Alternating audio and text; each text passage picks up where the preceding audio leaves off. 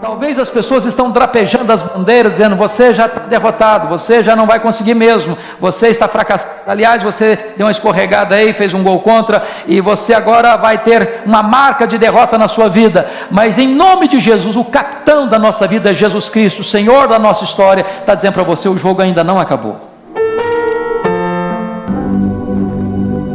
Os tempos estão sombrios, todos os sinais estão sendo dados. Acorde enquanto é tempo. Jesus está voltando. Volte para ele antes. O mundo nos engana, mas a verdade é uma só: desde o mundo nada se leva. Não se deixe mais ser enganado pelos emissários de Satanás. Nosso propósito aqui neste canal é te convidar, todos os dias, para essa reflexão. Reflexão do dia. Em meio às tempestades da vida, somos desafiados a fazer uma escolha difícil, mas a melhor decisão: escolher sorrir. O sorriso é mais do que uma expressão facial, é um reflexo da esperança que reside em nossos corações, uma manifestação de nossa confiança em Deus, independentemente das adversidades que enfrentamos. Quando olhamos para as Escrituras, encontramos inúmeras passagens que nos lembram da importância da alegria e da resiliência. O coração bem disposto é remédio eficiente, mas o espírito oprimido resseca os ossos. Provérbios 17, 22. É ordem. Irmãos queridos, eu escrevi uma pastoral esta semana, foi publicada certamente no boletim da nossa igreja em Vitória, e o título que eu dei foi Uma Oferta Sacrificial, baseado lá no texto de 2 Coríntios, que os macedônios, que eram pobres, rogaram ao apóstolo Paulo a oportunidade de ofertarem para os pobres da Judéia, dando-se a si mesmos ao Senhor e ofertando acima de suas posses, sacrificialmente. Essa é a base bíblica. E aí então eu ouvi um testemunho, agora na Paraíba, estive pregando semana passada lá,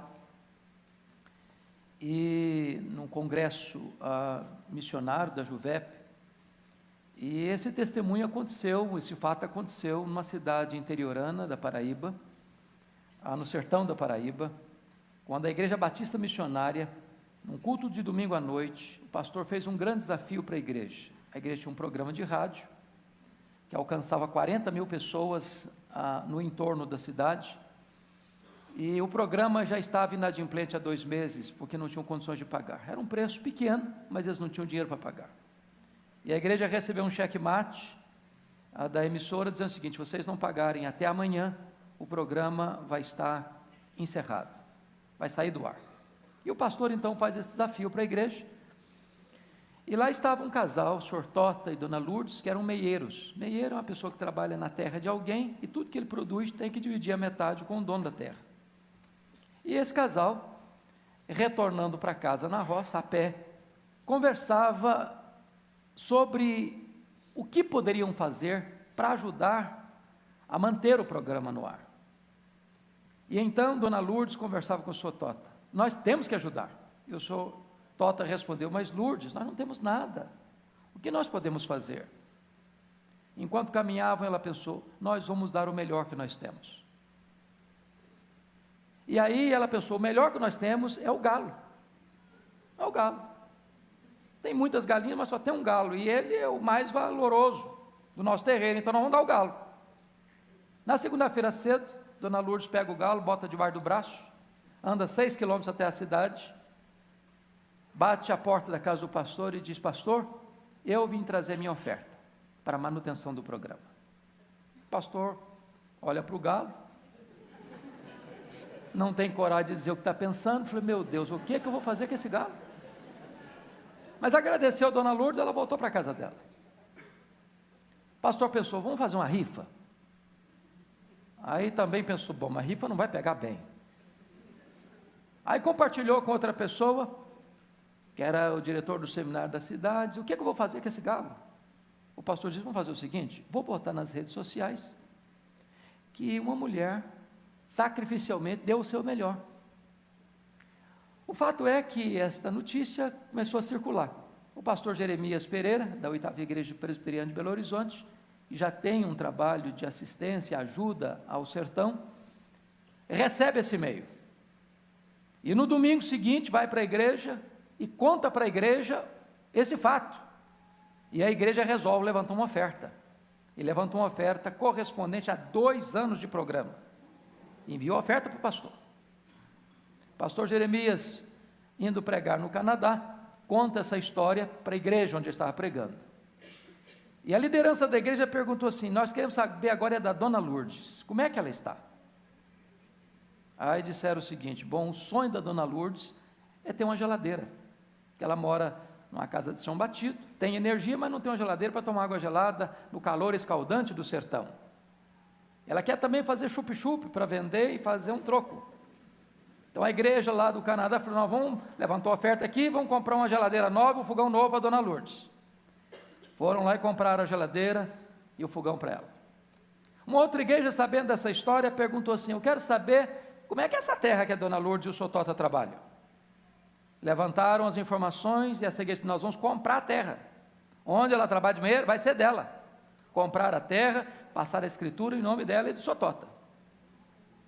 Uma outra igreja, sabendo da notícia, fez a seguinte pergunta: bom, eu quero saber como é que é a terra, como é que se trabalha na terra. Vamos levantar aqui os nossos especialistas, vamos irrigar essa terra, para que a terra possa produzir, na quantidade máxima. E foram lá, prepararam tudo, irrigaram toda a terra, para que a terra fosse totalmente produtiva. Uma igreja de Nova York, ouvindo esse testemunho, fez uma outra pergunta: eu quero saber como é que é a casa da dona Lourdes. Ah, a dona Lourdes mora ainda numa casa de chão batido. Pois então nós vamos construir uma casa nova para ela, uma casa ampla, uma casa grande, vamos mobiliar toda a casa dela, e botar tudo que ela precisa nessa casa. E então um repórter da Christianity Today, uma das mais importantes revistas evangélicas do mundo, um repórter escuta essa história, sai de Nova York, vai ao sertão da Paraíba, e escreve um artigo sobre este assunto, e esta história percorreu o mundo. O que eu achei interessante é que a dona Lourdes não deu o galo pensando em receber um galinheiro de volta, nem deu esperando qualquer retorno de volta, deu por amor, deu sacrificialmente. Pastor Arival disse que nós temos um grande desafio de expansão, e talvez você pergunte assim: bom, mas o que é que eu posso dar? Como é que eu posso contribuir? Você pode dar o seu melhor, você pode dar sacrificialmente, porque quando você faz isso com a motivação certa, diz a Bíblia, que Deus multiplica a sua sementeira. É tempo dessa igreja experimentar os grandes milagres de Deus. Abra sua Bíblia comigo no texto que vamos tratar hoje.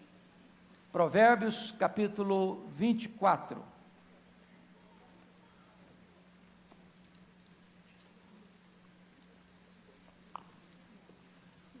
Diferente das outras mensagens, a maioria que eu tenho pregado aqui nesta igreja, hoje eu não vou pregar um sermão expositivo. Peço permissão para pregar um sermão tópico.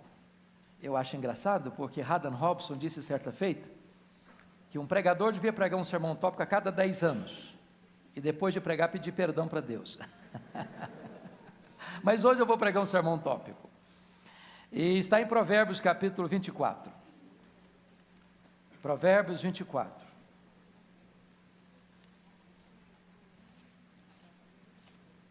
Versículos de número 15 e 16. Não te ponhas de emboscada, ó perverso, contra a habitação do justo, nem assoles o lugar do seu repouso.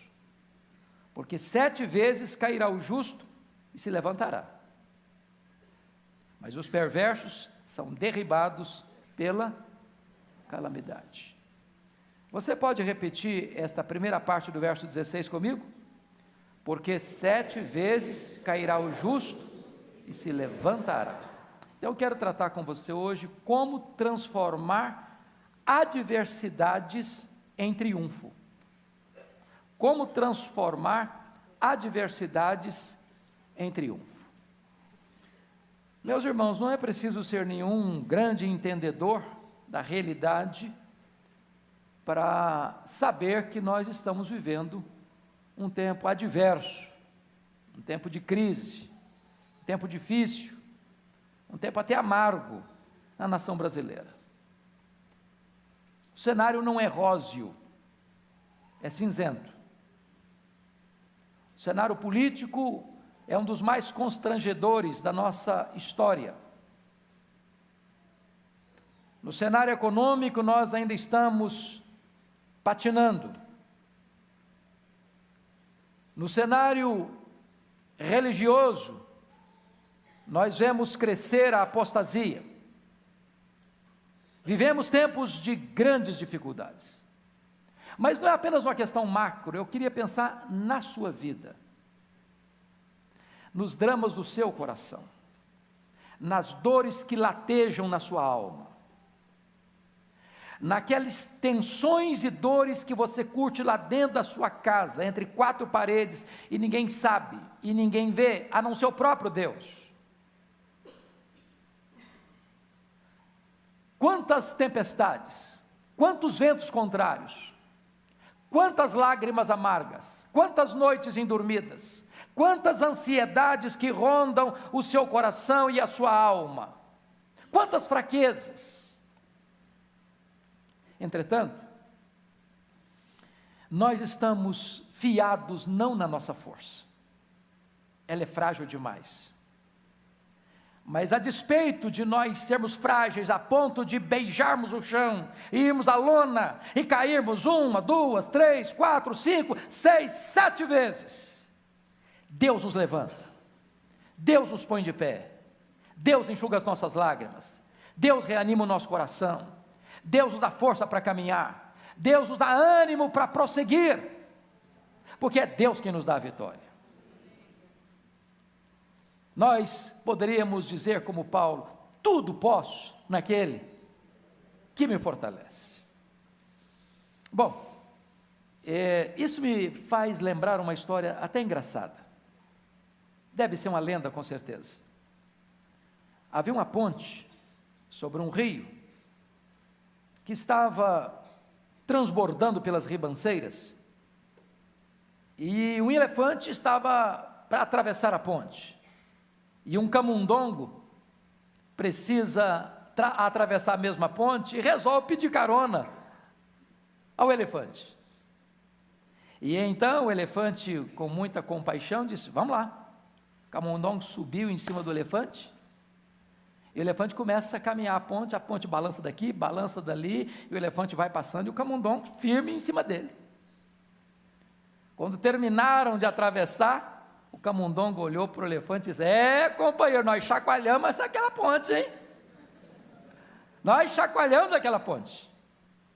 Às vezes, desculpam da fraqueza da expressão, mas nós somos como esse camundongo. E às vezes, depois de tantas lutas, de tantos reveses, de tantas dores, de tantas quedas, quando Deus nos levanta, e quando nós atravessamos as pontes sobre os rios caudalosos, nós olhamos para Deus e dizemos, Senhor, nós chacoalhamos aquela ponte, hein? Na verdade, toda a força e todo o poder vem de Deus, vem de Deus. Eu não sei como é que você está hoje, como é que você entrou aqui, eu não sei que lutas você está atravessando na sua vida, no seu casamento, na relação com seus filhos, aqui dentro da sua alma, seus conflitos. Eu não sei que dores você carrega no seu peito com relação à sua saúde, seus temores, suas ansiedades. Eu não sei como é que está a sua vida financeira e que tipo de tensão você carrega no seu coração. Mas eu quero dizer para você que Deus é o Deus que pode restaurar-nos e transformar o nosso deserto em fontes de vida. As nossas dores mais profundas em fontes de consolação. E ainda que você tropece, que você passe por reveses, passe por aflições, passe por dificuldades, passe por desânimo, e muitas vezes você que foi encurralado até mesmo pelo perverso, que tentou de todas as formas derrubar você, não arrastar em você, puxar o seu tapete, apunhalar você pelas costas, e tantas vezes você sofreu reveses e mais reveses, ainda que você caia 7 vezes, Deus há de levantá-lo, Deus há de erguê-lo. Então, eu queria olhar para esse texto e tirar aqui algumas lições. Primeiro, nem todos aprendem com as adversidades.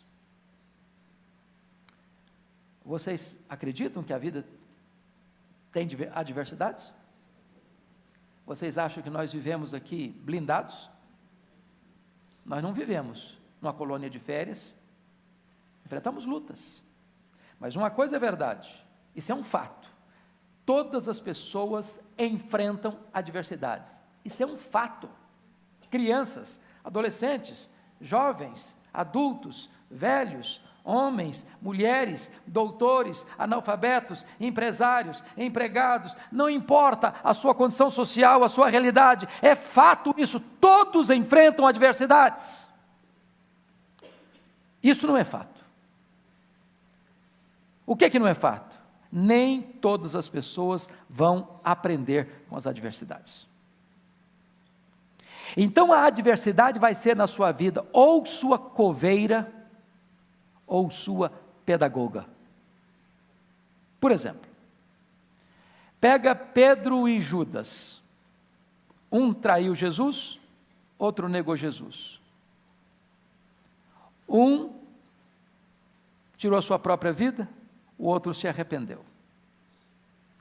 Você pega a história dos 10 leprosos. Os 10 foram curados. 9 se contentaram apenas com a cura física. Um deles, eu quero mais, eu quero agradecer. E foi curado da principal lepra que atormentava a sua vida, que era a lepra espiritual, e foi salvo por Jesus. Você pega a história de Eliseu e Geazi. Um olha e vê o exército inimigo, outro olha e vê o exército de Deus. Um olha e vê o problema, o outro olha e vê a solução. Um olha e diz: vamos ser esmagados, e sofreram uma derrota cachapante. O outro olha e diz o seguinte: a vitória está a caminho, Deus é por nós. É uma questão de perspectiva. É uma questão de perspectiva. Para quem você está olhando? Onde está a sua confiança? No braço da carne? Ou no socorro de Deus? Pensem comigo, que nós podemos entender que de Deus vem a vitória para a nossa vida. Deixa eu lhes dar um exemplo da história. Há um pastor chamado Norman Vincent Peale, foi um pastor metodista, e ele quis publicar um livro, e ele sonhou em publicar um livro, e escreveu um livro. E o grande problema, e acho que vocês todos sabem, que as editoras, via de regra, têm muita dificuldade de apostar no escritor que está começando.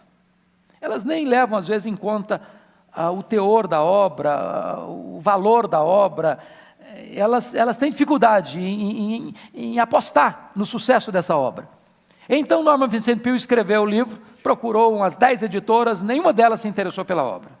Muito frustrado ficou, chegou em casa, jogou os rascunhos no lixo, e disse assim: aqui vão ficar os meus sonhos de escritor. A sua mulher, Dona Ruth, mais crente, mais otimista do que ele, pegou os rascunhos do lixo e disse assim: eu acredito que Deus pode fazer coisas novas e realizar os seus sonhos. Eu vou continuar lutando.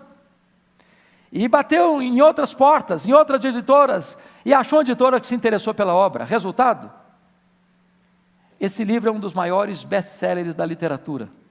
Já foram vendidos mais de 40 milhões de exemplares. Estavam no lixo. Questão de perspectiva. Você precisa aprender com as adversidades da vida. É como aquele pai que era bêbado e morreu bêbado. Tinha 2 filhos apenas. O curioso é que um dos filhos tornou um grande empresário.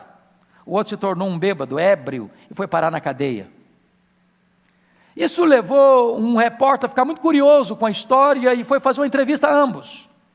Aí foi na cadeia entrevistar um dos filhos e disse: você acha, ele respondeu, com um pai como eu poderia ser alguém na vida diferente disso?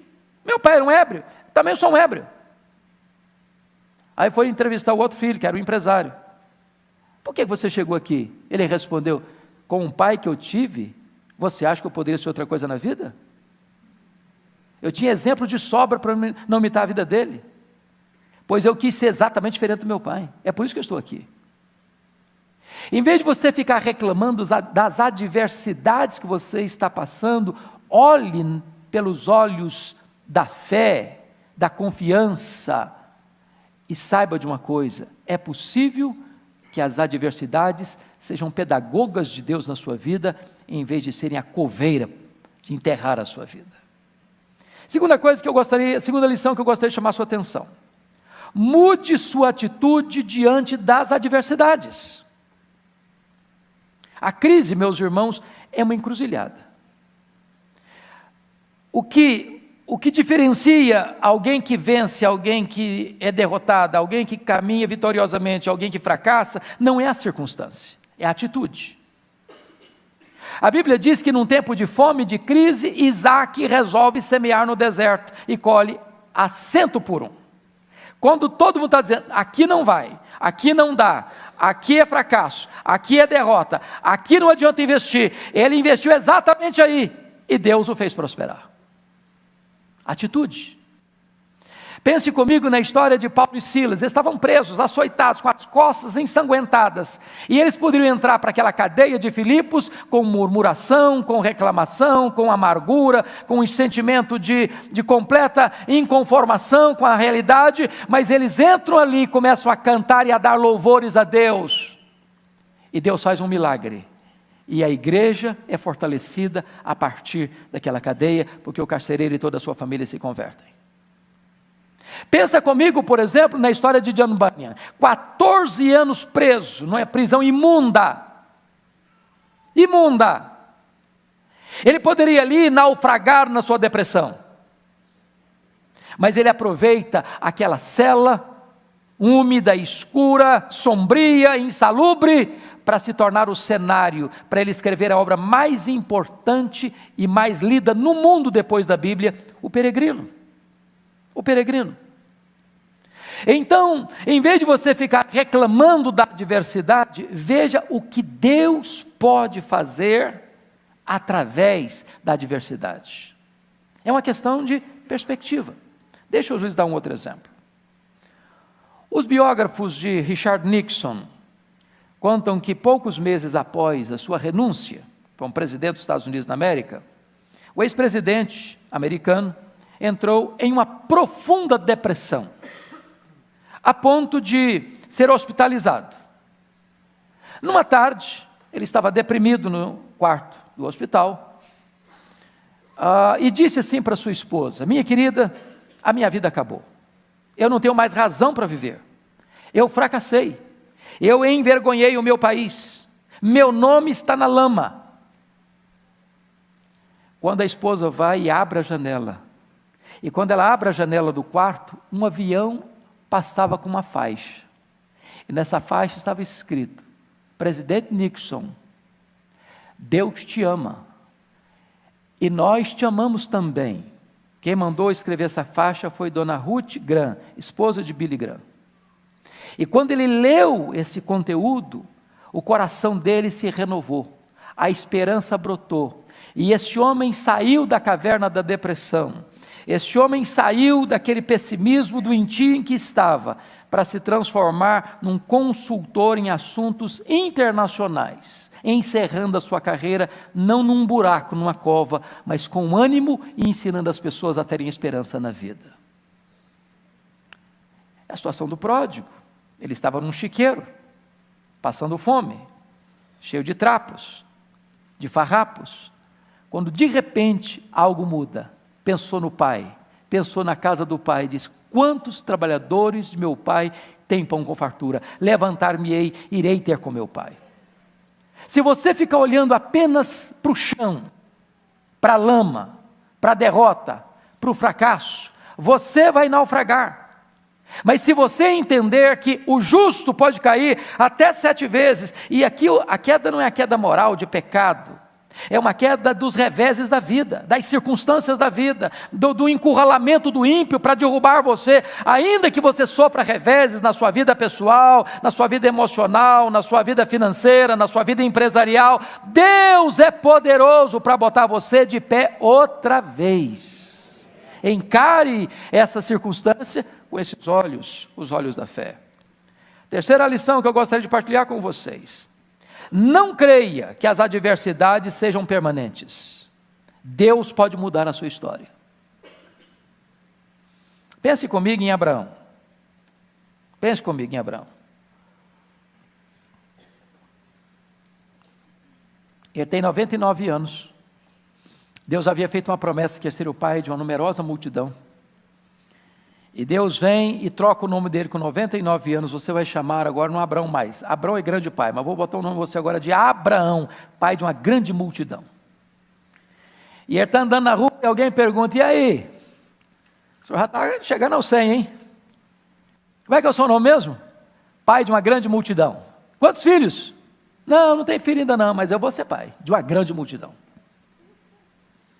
Talvez chacotas, zombarias, rezadinhas no canto da boca, mas ele não se sucumbiu diante da realidade circunstancial, mas ele experimentou o milagre de Deus acima de qualquer probabilidade humana.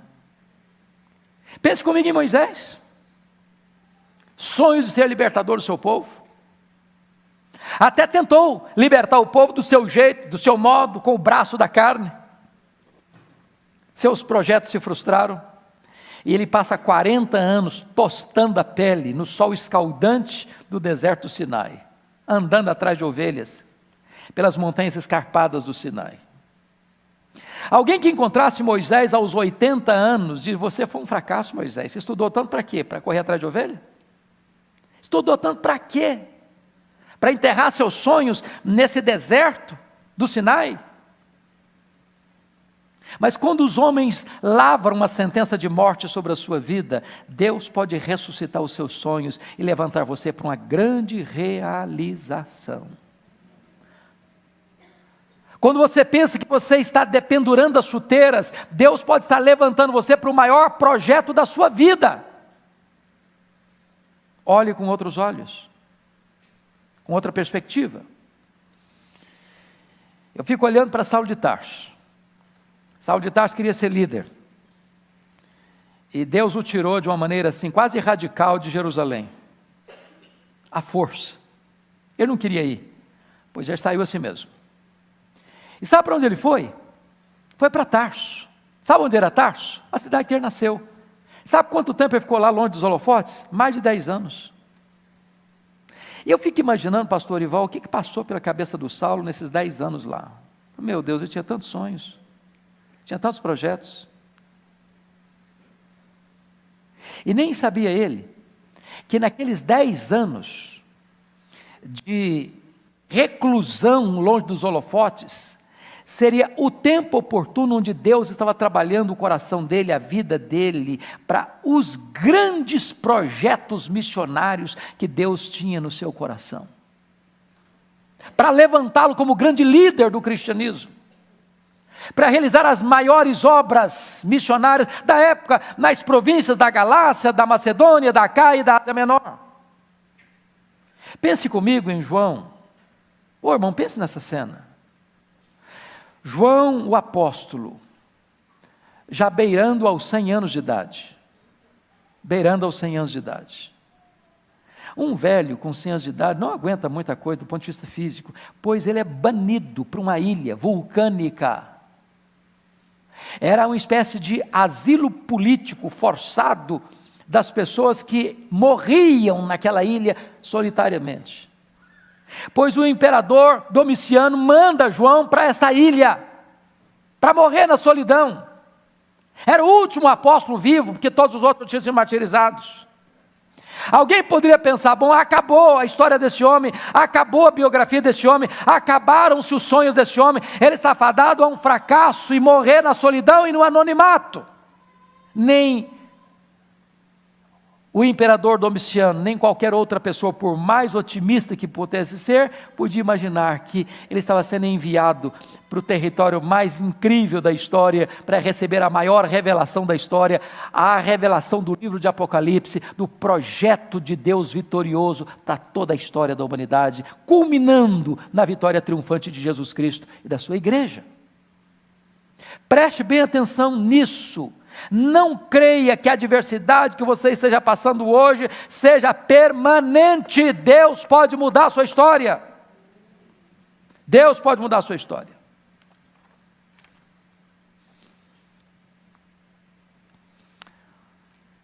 Agora, pense comigo numa coisa.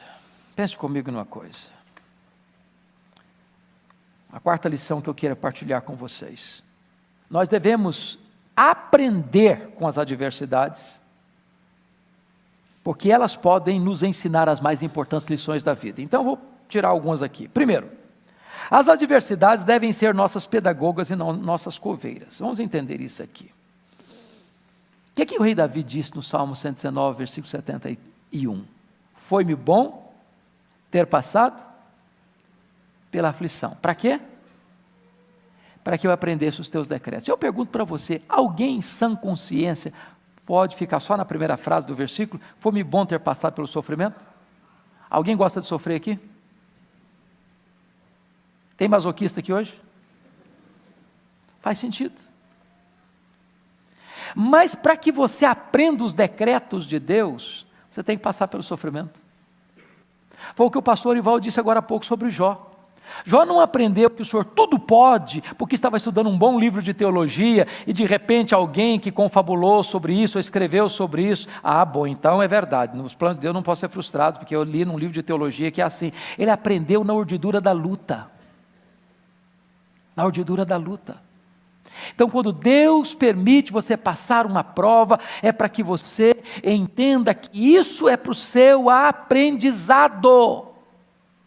Deus não desperdiça sofrimento na vida de seus filhos. Deus não é sádico.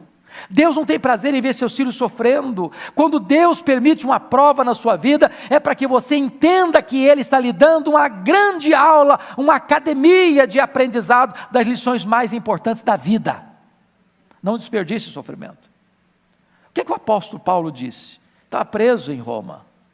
E ele escrevendo aos Filipenses, ele diz assim: meus irmãos, eu quero que vocês entendam que as coisas que me aconteceram têm antes contribuído para o progresso do Evangelho. Mas como assim, Paulo? Eu vou aprender esse negócio assim, lá numa sala fechada, com ar-condicionado, e lendo um bom livro? Agora eu entendi.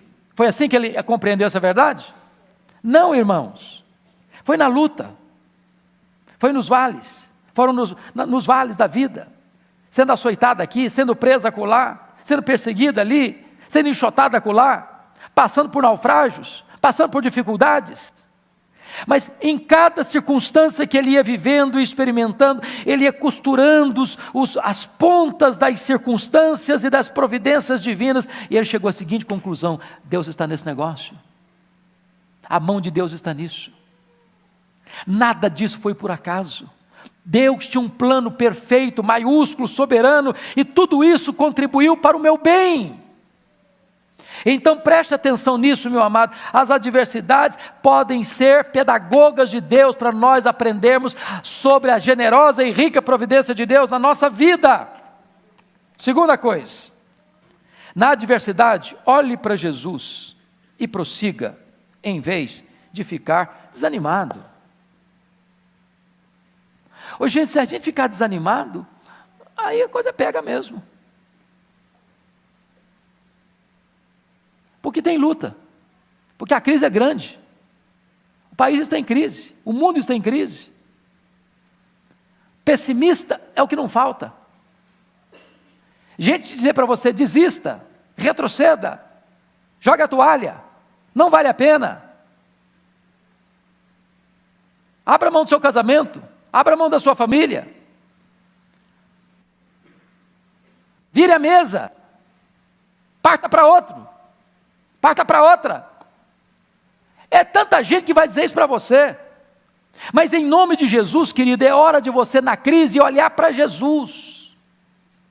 Como aqueles discípulos que estavam naquela tempestade do mar da Galileia, e eles achando que o naufrágio seria inevitável, e Jesus aparece para eles e diz assim: tende bom ânimo, sou eu, não tenham medo. Se você olhar para as ondas, você naufraga. Se você olhar para o mar, você vai ao fundo do mar. Se você tirar os olhos de Jesus, você perde a esperança. Perde a esperança. O apóstolo Paulo diz: uma coisa eu faço, eu esqueço daquilo que ficou para trás, eu olho para frente, para o alvo, para a soberana vocação de Deus em Cristo Jesus, nosso Senhor. Desistir, irmãos, não é o caminho. Retroceder não vai ajudar você. Persevere. E quando eu falo para você persevere, estou falando na vida cristã, lá no seu trabalho, lá na sua empresa, lá na sua família, lá nos seus empreendimentos. Os grandes empresários do mundo, irmãos, muitos deles fracassaram, faliram. Muitos homens que hoje construíram um nome na história pela graça de Deus, tiveram derrotas fragorosas. Deixa eu lhes dar um exemplo. Talvez no mundo político nenhuma pessoa seja mais conhecida da nossa geração, pelo menos por informação, do que o presidente Abraham Lincoln. Eu não sei quantos de vocês têm plena ciência de quem era esse moço.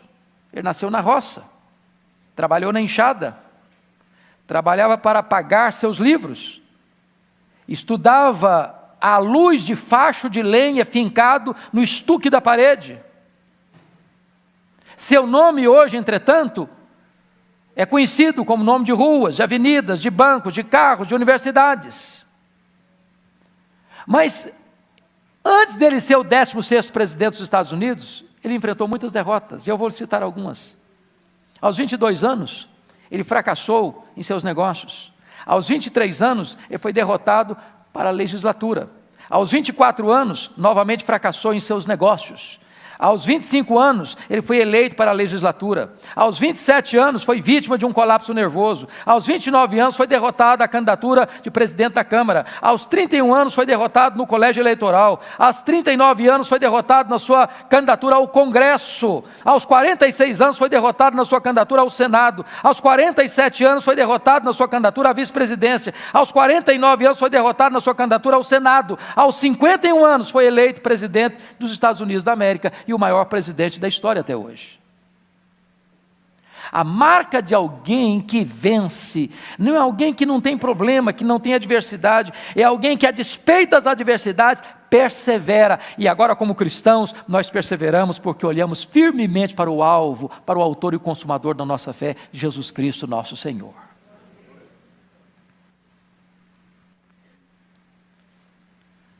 Terceiro, saiba que Deus é poderoso para transformar adversidades, as suas adversidades, em portas de oportunidades. Preste bem atenção nisso, queridos. Está escrito no Salmo 84, que Deus transforma vales em mananciais.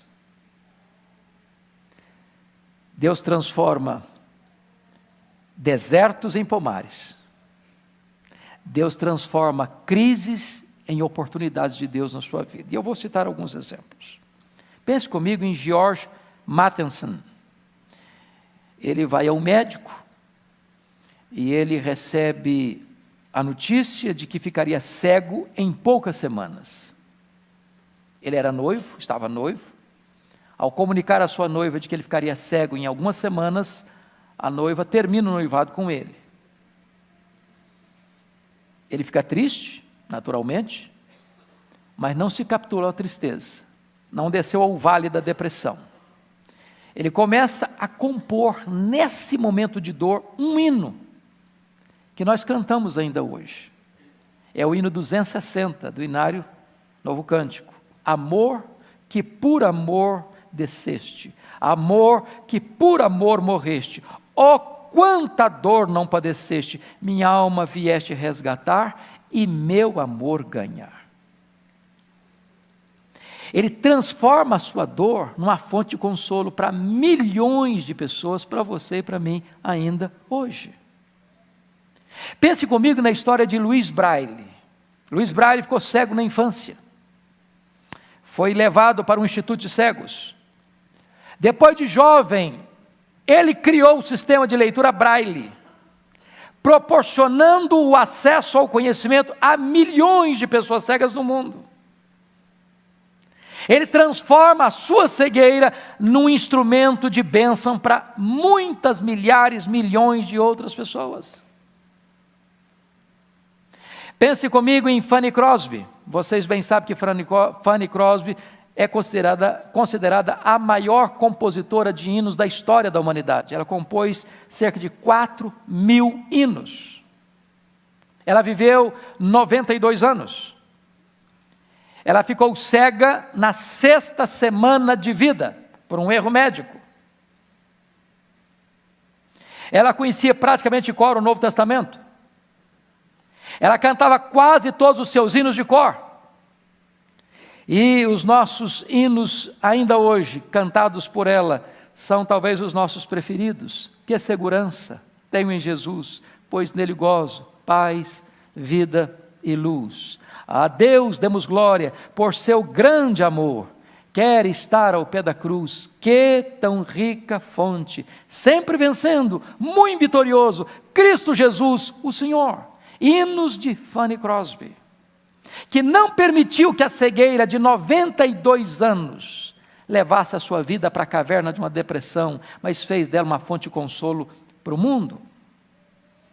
Então, meus amados, eu gostaria de concluir dizendo para vocês que não é razoável que você, pelo fato de alguém ter tramado contra você, o perverso tramado contra você, puxado o seu tapete, ou você passado alguma adversidade na vida, ou pessoal, ou conjugal, ou familiar, ou financeira, ou de que ordem for da sua vida, você se capitular. Sabe por quê? Porque a Bíblia diz que o justo cai até 7 vezes, mas se levanta. E quem nos levanta é o próprio Deus. Quem nos põe de pé é o próprio Deus. Talvez você diga, pastor, mas até hoje eu estou passando por tantas dificuldades, por crises medonhas. Mas quem sabe você possa hoje pedir a Deus, como fez Jabes ou Jabes, cuja mãe o concebeu, ou melhor, deu à luz a ele, com grande sofrimento. Por isso pôs o nome dele de Jabes, marcando-o como um homem de dor. E ele tem coragem de dizer, meu Deus, eu não quero carregar esse fardo, eu não quero carregar essa história. Então Deus, tomara que Tu me abençoes, alargues as minhas fronteiras, me livre do mal, que seja sobre mim a Tua mão. E Deus ouviu a oração dele e mudou a história dele. Talvez a sua história tenha sido uma história de dor, tenha sido uma história de sofrimento. Talvez você carregue um fardo da sua família e dramas da sua casa, mas em nome de Jesus, hoje você pode ter uma postura diferente. Hoje você pode ter uma atitude diferente. Hoje você pode ter uma ação e uma reação diferente e rogar a Deus para romper esse ciclo de tristeza e dor e levantar você para uma nova história de vida. E eu quero concluir com uma história do esporte, sem qualquer tristeza para os irmãos que hoje esperavam a vitória e ela não veio. Na verdade, no futebol é sempre assim, uns se alegram, outros choram e não tem jeito. Mas esse jogo aconteceu há muitos anos. Foi exatamente no dia 1º de janeiro de 1919. Duas universidades estavam se rivalizando num jogo de final, Califórnia e Geórgia. E um dos jogadores era o grande astro, o grande ídolo do futebol americano da época, Roy Riggles. E ele era a esperança do seu time. E então, no primeiro tempo do jogo, não apenas Roy Riggles não foi feliz na jogada, mas fez um gol contra. E saiu de campo vaiado no primeiro tempo. E desceu cabisbaixo para o vestiário. E a torcida lá no estádio aplaudia e drapejava suas bandeiras, e o time de Roy Riggles, já sofrendo uma derrota parcial, volta com moral baixo, entra com moral baixo no vestiário, aguardando o segundo tempo. Quando o técnico chega para ele e diz: Roy Ridgeos, o jogo ainda não acabou. Volte, vença, dê o seu melhor, reaja. E naquele jogo de 1º de janeiro de 1919, o time que estava sofrendo uma derrota parcial volta e reage. E Roy Ridgeos vira o placar e se transforma no grande astro daquele jogo e sai de campo aplaudido ruidosamente. Talvez você, como que num jogo, está sofrendo uma derrota parcial na sua casa, na sua família, no seu casamento, nos seus negócios, na sua vida emocional. Talvez as pessoas estão drapejando as bandeiras, dizendo: você já está derrotado, você já não vai conseguir mesmo, você está fracassado. Aliás, você deu uma escorregada aí, fez um gol contra, e você agora vai ter uma marca de derrota na sua vida. Mas em nome de Jesus, o capitão da nossa vida, Jesus Cristo, o Senhor da nossa história, está dizendo para você: o jogo ainda não acabou. O jogo ainda não acabou. Volte, vire esse placar e vença. Vença, porque a vitória não vem do braço da carne, a vitória vem de Deus. Põe os seus olhos nele. Nele você é mais do que vencedor. O justo pode cair até 7 vezes, mas se levanta. Hoje é dia de se levantar. Hoje é dia de se pôr de pé. Hoje é dia de dar a Deus toda a glória pela vitória que vem das suas mãos. Meus amigos e irmãos, as coisas mundanas às vezes nos faz sentir que estamos vivendo um mundo de felicidades, não nos deixam enxergar a realidade, ainda nos mantém na escuridão. É preciso que alguém nos chame a atenção dessas coisas, que nos faça acordar para a verdadeira vida. Vida é essa com Jesus. O momento de despertar é agora. Pare agora e pense nisso.